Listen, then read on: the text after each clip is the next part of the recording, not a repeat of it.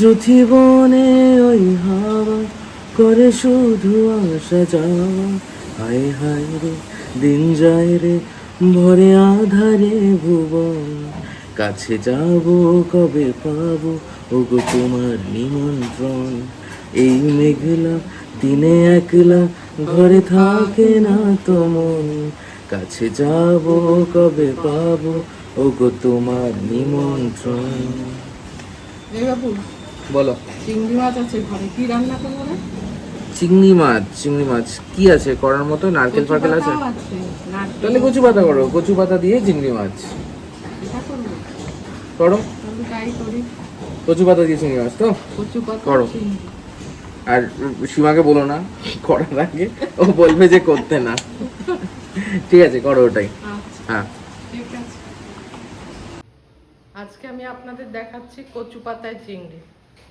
আজকে আমার তো বৌমা বাড়িতে নেই, আমাকে একাই করে দেখাতে হবে। তাই প্রথমে লাগছে কচু পাতা, এরকম করে কেটে নিতে হবে গোল গোল গোল গোল করে। এরকম গোল করাই থাকে পাতাগুলো, কচি পাতা। আর চিংড়ি মাছ লাগছে, কাঁচা তেল লাগবে, সর্ষের তেল অবশ্যই। আর হচ্ছে পোস্ত 2 চামচ, সর্ষে 2 চামচ। আর এইদিকে লাগছে নুন, হলুদ, কালো জিরে, একটু চিনি, 5-6টা কাঁচা লঙ্কা, আর 1 পিস লেবু। আর নারকেল তো লাগছেই, 1/2 কাপের মতো নারকেল আছে এখানে। এই দিয়ে আমাদের আজকে হয়ে যাবে কচু পাতায় চিংড়ি। অবভিয়াসলি দুধমান কচুর পাতা নিতে হবে, কিন্তু এরকমভাবে গোটানোই বিক্রি হয়। এইভাবে গোটানো থাকে, সেটাকে একসঙ্গে অনেকগুলো ধরেই কাটা যায়। এরকম করে কুচি কুচি করে এবার কেটে নিতে হবে, এভাবেই কেটে নিতে হবে। কচুর শাকগুলো সেদ্ধ করার জন্য কড়াইতে জল চাপিয়ে দিলাম। এর মধ্যে অল্প একটু নুনও দিয়ে দিতে হবে, আর একটু লেবুর রস দিয়ে দিতে হবে। তাতে কিন্তু কচুর শাকগুলোর রঙটা খুব সুন্দর থাকবে। আর একটুখানি হলুদ দিয়ে দেবো, ব্যাস। এর মধ্যে কচু পাতাগুলো দিয়ে দিতে হবে। কচু পাতাগুলো এই গরম জলের মধ্যে এবার দিয়ে 5 মিনিট সেদ্ধ করে নিতে হবে। 5 মিনিট একটু ঢেকে সেদ্ধ করে নিতে হবে, তারপর আপনাদের দেখাচ্ছি। এবার আমাদের একটা পেস্ট তৈরি করতে হবে। 2 চামচ সর্ষে আছে এখানে, 2 চামচ পোস্ত আছে,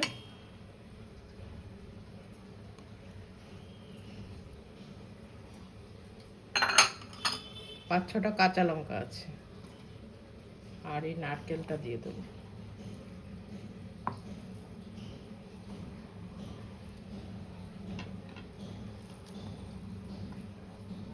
এটা একটা সুন্দর করে পেস্ট তৈরি করে নিতে হবে, একদম মিহি পেস্ট। তারপর আপনাদের দেখাচ্ছি আবার। কচুর শাকগুলো সেদ্ধ হয়ে গেছে, এবার নামিয়ে নেব। এটা ছেঁকে নিতে হবে সুন্দর করে, চেপে চেপে জলটাকে একদম বের করে দেব। আর ওইদিকে আমি যে জিনিসটা পেস্ট করে রেখেছি সেটা একবার একটু দেখে নিন। সর্ষে, পোস্ত, কাঁচা লঙ্কা আর নারকেল সুন্দর করে একটা মিহি পেস্ট বানিয়ে নিয়েছি। কচুর শাকটাকে এরকম করে একটা হাতার সাহায্যে সুন্দর করে চেপে চেপে জলটা বের করে দিতে হবে, যাতে জল না থাকে।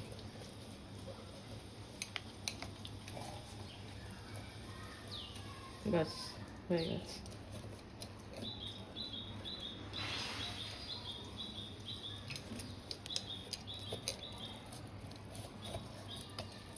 প্রথমে কড়াইটা ধরিয়ে নিয়ে, কড়াইটা যেই গরম হয়ে গেল, এবার সর্ষের তেল দিয়ে দেব। সর্ষের তেল পরিমাণ মতন দিয়ে দিলাম। এবার চিংড়ি মাছটা একদম হালকা করে ভেজে নেব, একদমই হালকা করে ভাজতে হবে, তা না হলে শক্ত হয়ে যাবে কিন্তু।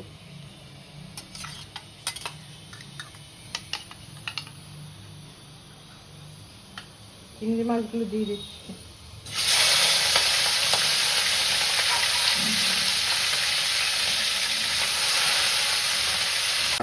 সামান্য একটু নুন দিয়ে দেবো আর সামান্য একটু হলুদ দিয়ে দেবো। একদম অল্প একটু সময় ধরেই কিন্তু ভাজতে হবে। প্রায় হয়ে যাচ্ছে, এবার নামিয়ে দেবো। বেশি ভাজলে চিংড়ি রাবারের মতন হয়ে যায়। হয়ে গেছে চিংড়িগুলো ভাজা, এবার তুলে নেব।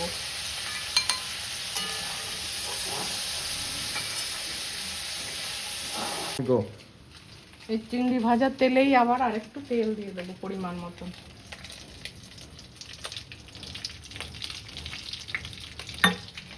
এইবার দুটো শুকনো লঙ্কা দিয়ে দেবো আর কালো জিরে ফোড়ন দিয়ে দেবো।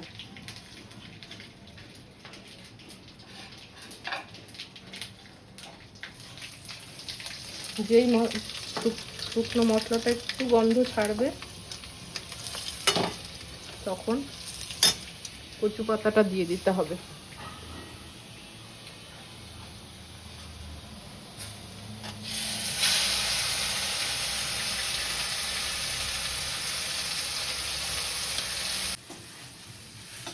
এবার আমি এই যে বেটে রাখা মশলাটা এইটা এই কচুর শাকের মধ্যে দিয়ে দেবো।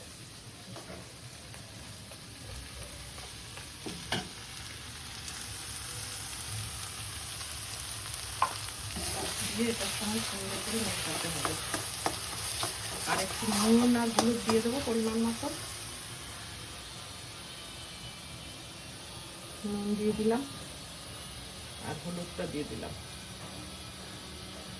মশলাটা দিয়েছি তো, এবার একটু কচুর শাকের সঙ্গে সুন্দর করে মিশিয়ে নিতে হবে। কতক্ষণ একটুখানি শুকিয়ে নিতে হবে, তারপরে চিংড়ি মাছটা দেবো।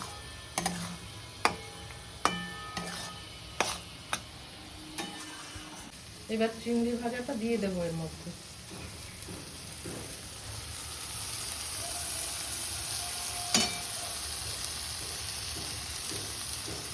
দিয়ে এবার এর সঙ্গে মেশাতে হবে। আঁচটা একটু কম করে মেশাবে, নয়তো দাগ লেগে যাওয়ার চান্স আছে। এইভাবে কিছুক্ষণ নাড়াচাড়া করতে হবে। মিষ্টি দিয়ে দিতে হবে এবার একটু। দিয়ে দিতে হবে একটু মিষ্টি মিষ্টি স্বাদের হলেই এটা বেশি ভালো লাগে। আর লাস্টে একটু দরাজ হাতে কাঁচা তেল ছড়িয়ে দিতে হবে নামানোর আগে। এটাতে একটু তেলটা বেশি লাগে। এই রেসিপিটা দুরকম ভাবে করা যায়, একটু শুকনো করা যায়, সেটাতে জল দিতে হয় না। আর আমি একটু মাখো মাখো রাখবো, গা মাখা হবে, সেই জন্য সামান্য একটু গরম জল দিয়ে দিচ্ছি, 1/2 কাপের মতন।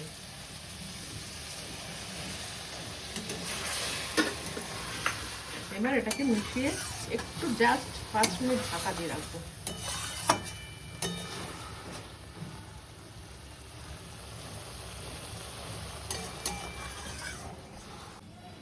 হওয়ার আগে আমি দুটো কাঁচা লঙ্কা দিয়েছিলাম, কেননা কাঁচা লঙ্কা দিলে মানে ফ্লেভারটা খুব সুন্দর হয়।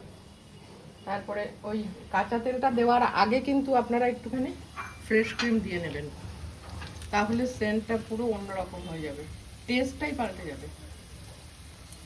বাস প্রায় হয়ে এসছে এটা। এবার একটু দরাজ হাতে একটু কাঁচা তেল ছড়িয়ে দিলাম 2 চামচের মতন, দিয়ে গ্যাসটাকে অফ করে দিতে হবে ঢাকা চাপা দিয়ে।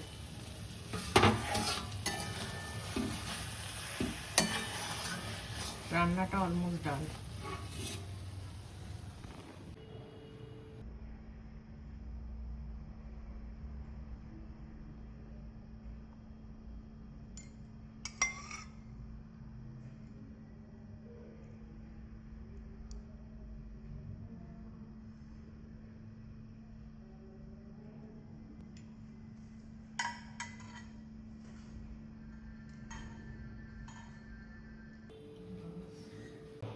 আমাদের বৌমামণির হেসেলে আজকে কচু পাতা চিংড়ি হয়েছে।